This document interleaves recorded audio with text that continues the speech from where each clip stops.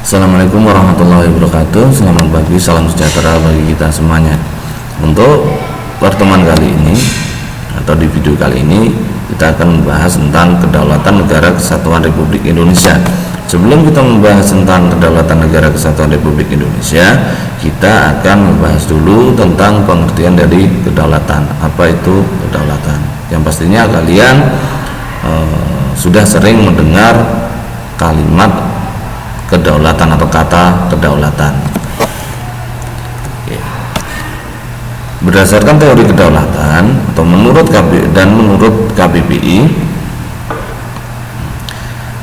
KBBI adalah Kamus Besar Bahasa Indonesia. Kedaulatan adalah kekuasaan tertinggi atas pemerintah negara, daerah dan sebagainya. Kedaulatan negara adalah kekuasaan tertinggi yang ada pada negara. Ada yang juga kita sering mendengar yang namanya kedaulatan rakyat. Apa itu kedaulatan rakyat? Yaitu kedaulatan yang dimana kekuasaan tertinggi pada suatu negara itu terletak pada rakyat, atau bisa diartikan dengan demokrasi. Itu adalah pengertian dari kedaulatan menurut Kamus Besar Bahasa Indonesia. Di sini ada tokoh yang namanya Dean Bodin. Tokoh ini adalah tokoh yang merupakan ahli hukum tata negara yang berasal dari Prancis. Dia mengatakan bahwa kedaulatan adalah kekuasaan tertinggi untuk menentukan hukum dalam suatu negara. Itu adalah pengertian kedaulatan menurut Dean Bodin. Selanjutnya kita akan membahas tentang sifat kedaulatan. Kedaulatan ini memiliki 4 sifat. Yang pertama ada asli, permanen, tunggal, tidak terbatas. Di sini kita akan membahas satu persatu tentang sifat kedaulatan. Yang pertama kedaulatan asli. Yang artinya kedaulatan tidak berasal dari kekuasaan lain yang lebih tinggi. Misalkan negara Indonesia, kedaulatannya itu diberikan oleh negara Cina, Amerika atau Inggris. Itu belum bisa dinamakan yang namanya kedaulatan. Lanjut, permanen. Kedaulatan tetap. Jadi kedaulatan permanen itu yaitu kedaulatan yang tetap ada selama negara itu tetap berdiri. Sampai kapanpun jika kedaulatan tersebut sampai kapanpun jika negara itu masih berdiri, pasti memiliki yang namanya kedaulatan. Tetapi jika negara itu runtuh, maka kedaulatan itu akan hilang. Contohnya negara Indonesia, apabila negara Indonesia ini hancur, akhirnya runtuh, maka kedaulatan akan hilang. Selanjutnya sifat kedaulatan tunggal.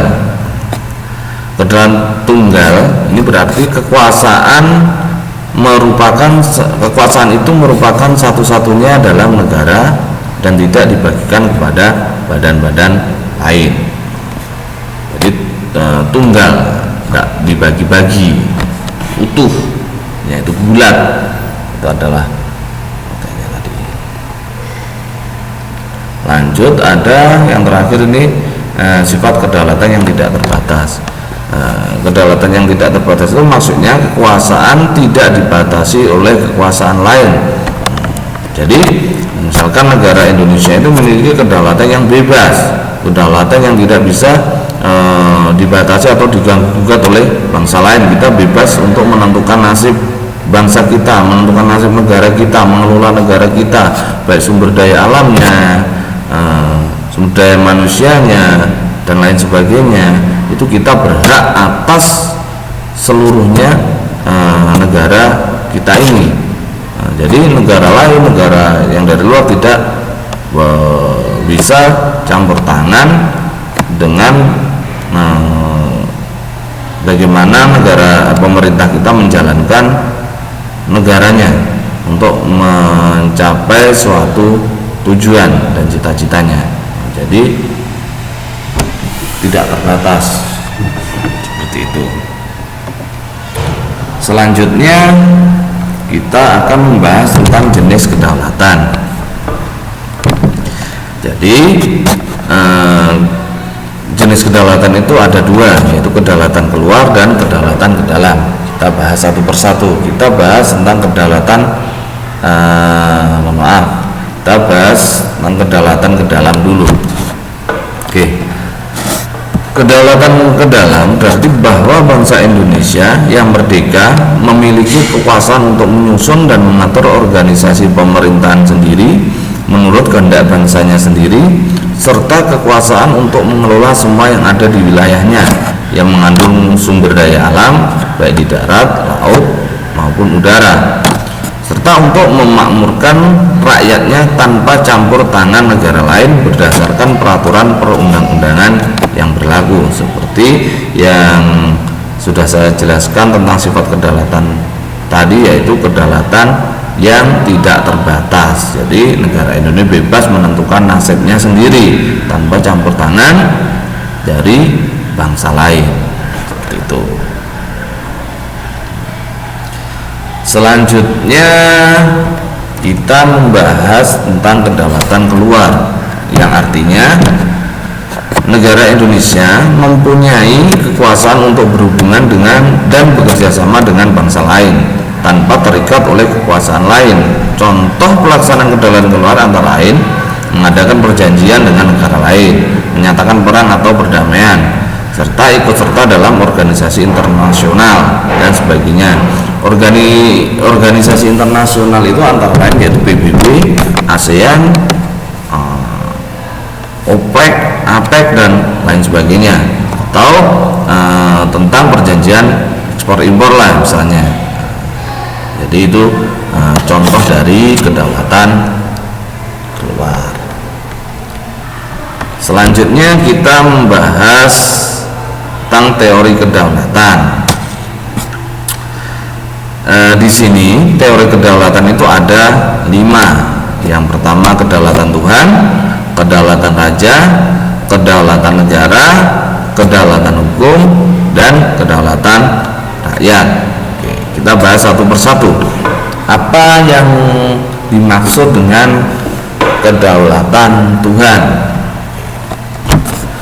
Teori kedaulatan Tuhan. Teori kedaulatan Tuhan merupakan teori kedaulatan yang pertama dalam sejarah. Teori ini mengatakan atau mengajarkan bahwa negara dan pemerintah mendapatkan kekuasaan tertinggi dari Tuhan sebagai asal segala sesuatu, atau causa prima. Menurut teori kedaulatan Tuhan, kekuasaan yang berasal dari Tuhan itu diberikan kepada tokoh-tokoh negara terpilih yang secara kodrati ditetapkannya menjadi pemimpin negara dan berperan selaku wakil Tuhan di dunia. Teori ini umumnya dianut oleh raja-raja yang mengaku sebagai keturunan dewa, misalnya para raja Mesir kuno, kaisar Jepang, kaisar Tiongkok, dan raja Belanda. Jadi kebanyakan teori kedaulatan Tuhan itu dianut oleh sistem-sistem yang masih menganut, negara yang masih menganut sistem kerajaan. Jadi raja dianggap sebagai wakil Tuhan untuk memimpin suatu negara. Jadi seperti itu. Selanjutnya kita akan membahas teori kedaulatan raja. Teori kedaulatan raja ini merupakan turunan atau kedaulatan Tuhan ini berkembang menjadi yang namanya teori kedaulatan raja yang menganggap bahwa raja bertanggung jawab terhadap dirinya sendiri. Kekuasaan raja berada di atas konstitusi. Nah, konstitusi itu kita tahu adalah undang-undang. Jadi raja itu di atas undang-undang, memiliki hak atau memiliki power yang melebihi undang-undang. Raja. Nah, seorang raja bahkan tidak perlu mentaati hukum moral agama. Justru karena ini statusnya sebagai representasi atau wakil Tuhan di dunia, maka pada saat itu kekuasaan raja berupa tirani bagi rakyatnya. Itu adalah kedaulatan raja. Itu ini sebenarnya adalah turunan dari teori kedaulatan Tuhan. Selanjutnya ada teori kedaulatan negara. Menurut teori kedaulatan negara, kekuasaan tertinggi terletak pada negara. sumber kedaulatan adalah negara yang merupakan lembaga tertinggi kehidupan suatu bangsa. Kedaulatan timbul bersamaan dengan berdirinya suatu negara. Hukum dan konstitusi lahir menurut kehendak negara dan diabadikan kepada kepentingan negara. Akan tetapi dengan ini justru dengan teori kedaulatan raja itu kedaulatan negara ini akhirnya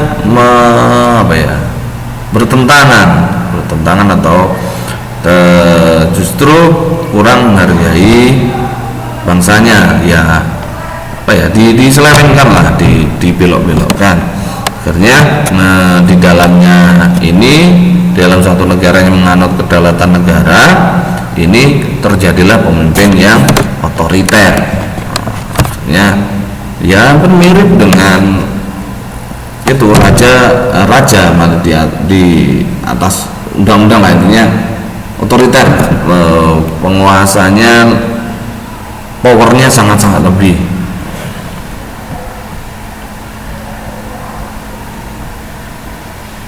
Lanjut, kedaulatan hukum. Teori kedaulatan hukum.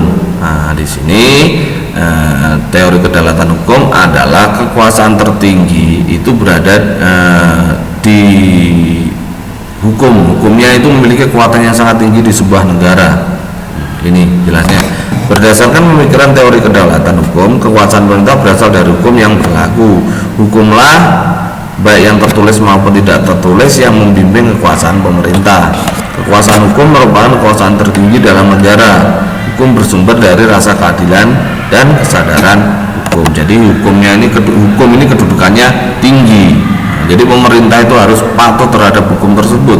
Untuk menjalankan negara, untuk menjalankan pemerintahan itu harus tunduk atau berdasarkan pedoman-pedoman yang sudah ada pada hukum tersebut, baik hukum tertulis maupun tidak tertulis.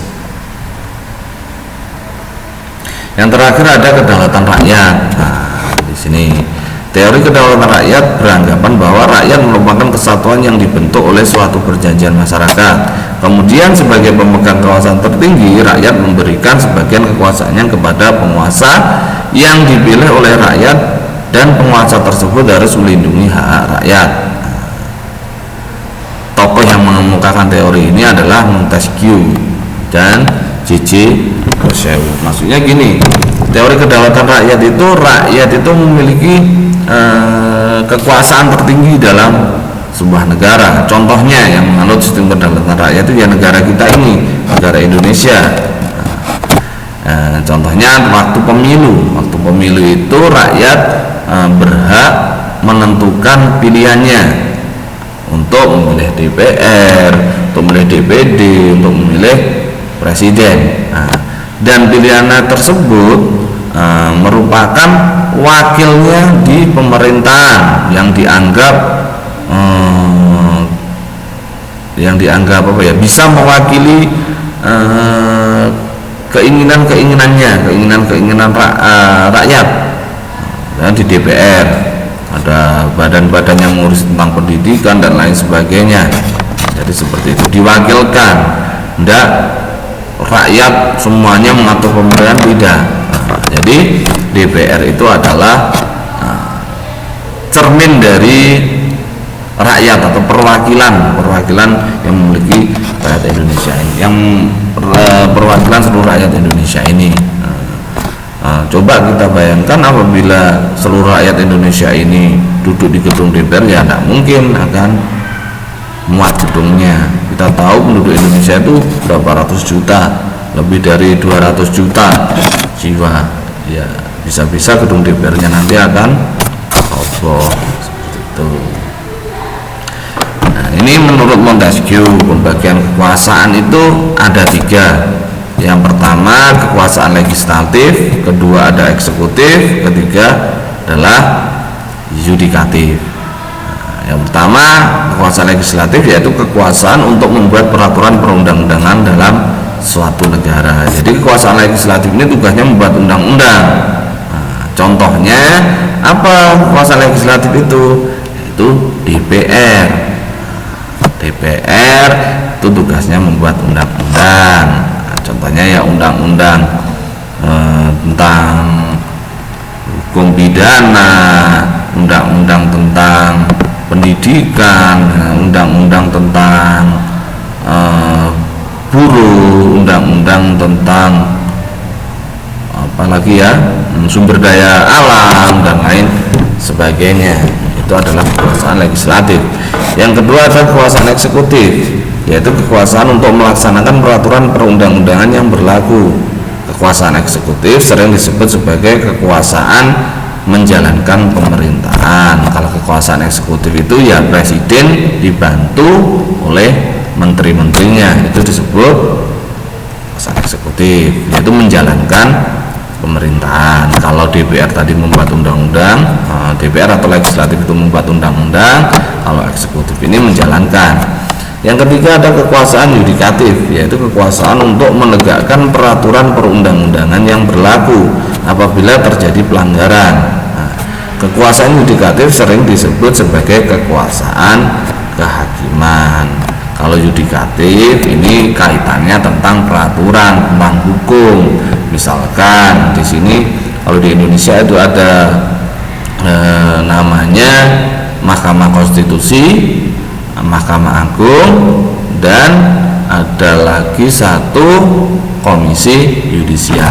Itu adalah badan-badan yang tugasnya itu menegakkan peraturan perundang-undangan. Apabila ada peraturan perundang-undangan yang kurang sesuai, itu badan-badan tersebut, lembaga-lembaga tersebut yang akan mengkajinya atas laporan dari masyarakat yang menganggap undang-undang ini perlu dirubah atau diganti dengan undang-undang yang lebih sesuai.